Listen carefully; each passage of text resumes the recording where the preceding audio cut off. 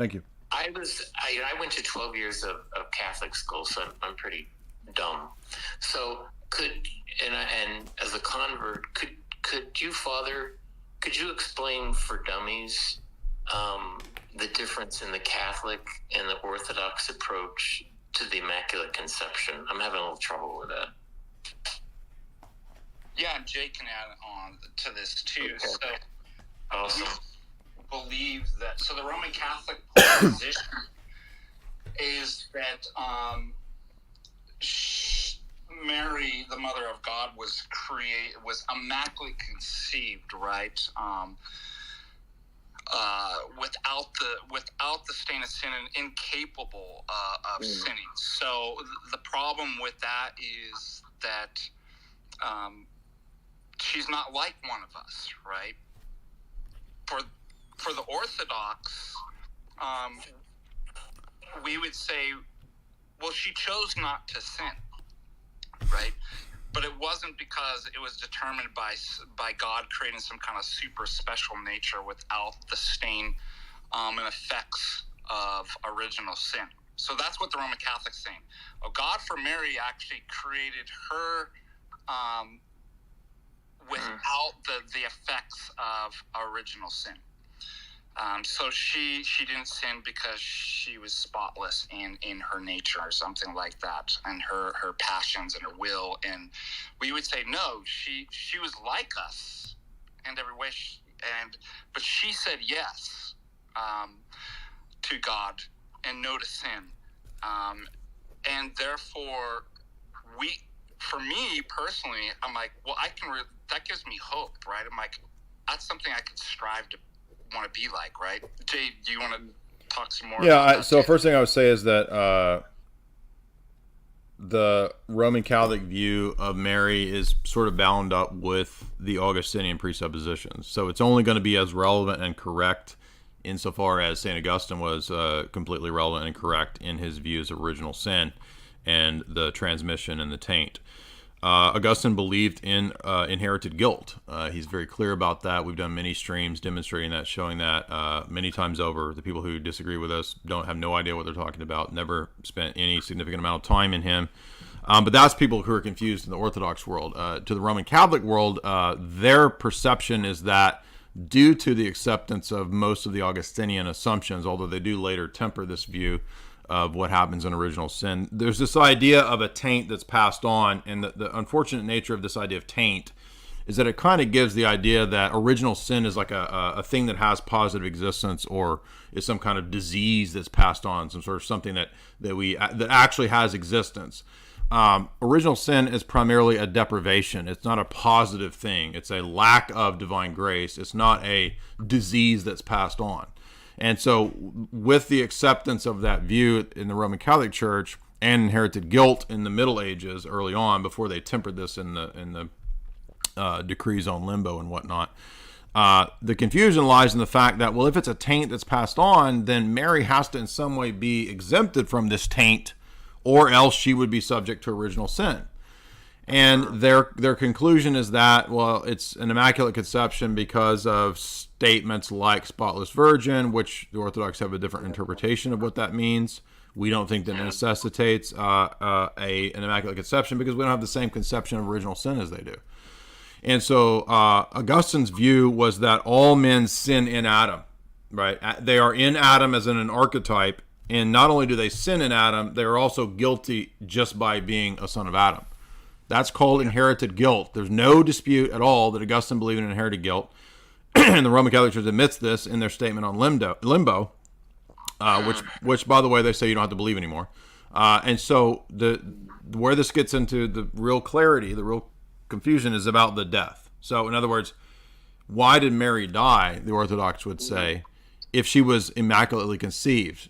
The Roman Catholic position, I'm not joking, typically they don't really have a lot to say on this, except that they say that, well, she willed to die to be united with her son in his death, but she didn't have to die. So they literally believe that Mary didn't have to die, even though the Uniates themselves have the Feast of the Dormition. As Orthodox, we would just simply say, excuse me, Feast of Dormition means she died. To sleep in the Lord is death. So she was clearly a son of Adam. She was not exempted from original sin. But original sin is not a positive subsistence or being or disease that's passed on to people. It's a deprivation, but she was full of grace, and so at every point in her life, she chose virtue and never vice by grace, and so that's why we call her the spotless virgin, right? For a Roman Catholic who believes in the inheritance of original sin in their conception, that's how they have to read it has to be an Immaculate Conception because of the Augustinian presupposition. We don't have the Augustinian presuppositions that everyone was in Adam as in an archetype. We also think, and we can actually say, infants are innocent.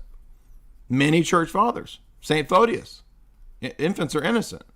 How could any Roman Catholic say infants? They don't believe that. No. Well, we would say they're innocent of actual sins, personal sins. And they're also innocent of the guilt of Adam. The guilt of Adam is not passed on to anyone. The guilt comes in when we as individuals sin, and that's not the Roman Catholic position. Now, the Roman Catholic position, as I showed in my chapter in my book, Refuting Taylor Marshall, has actually changed. They've changed their position over time. The Orthodox position never changed on this. It always says, and has said this, what Photius says is the same thing that you read in Irenaeus. There's no difference. When you read Irenaeus saying infants are innocent, and you read St. Photius saying infants are innocent, if a Roman Catholic hears that, they would be like, you're all Pelagian. You're all semi-Pelagian. But no, we never accepted the Augustinian archetype paradigm whereby you have to be exempted from being in Adam in some miraculous event. Mary was still in Adam. So the miraculous event is not Immaculate Conception. It's that in every choice in her life, grace was present there that she synergized with to choose virtue, and thus she didn't sin. Wow. Well, hey, Jay, thank you. I've been listening to you for a couple years, and when I started listening to you, I didn't understand anything, but now I understand about 2/3. So, Well, thank you. I appreciate that. Yeah. No, it's great. And you're doing your small part, and God bless Father Ananias. Is I see Roman Catholics starting to get it. So Cool. We'll pray for all of them. Absolutely. Absolutely. Yeah. I think it's starting. So, and I'm pretty stubborn. It took me 20 years to figure it out. So, hey, God bless. This is a wonderful service you provide for the world. So Well, thank you, Joseph. I appreciate that. God bless you. Yeah, God bless you, Father Deacon. God bless you. All right, thanks, Joseph. Great questions there. I mean, the Immaculate Conception question is a little confusing if you're kind of in the Western Latin paradigm, whether Protestant or Roman Catholic, right? I mean, I think the Orthodox view of the fall and original sin is very difficult for people who grew up in the West to get, whether you're Protestant, Anglican, Calvinist, Roman Catholic. It's very hard. It took me a long time to grapple with this. It was very hard for me to get. And what it really took was me understanding the metaphysics and the anthropology of the Calvinist and Protestant positions, the metaphysics and epistemology of the Roman Catholic position on Mary and Adam and man, and then the Orthodox view. And then it pretty clearly kind of lined up for me that it's not the Augustinian position. And, all the people in the last few weeks or month or so that were trying to spark up these confusing debates, they had no clue what they're talking about. They're not spent significant time in Augustine. I mean, these are people saying that he doesn't teach inherited guilt, which he teaches it all the time. The Roman Catholic Church admits he teaches inherited guilt. And later Roman Catholic theology moved away from that position, mitigated it by admitting the limbo of infants view, and saying that, infants are not guilty of actual sins because they haven't come to the age of reason yet. How could they be guilty of actual sins?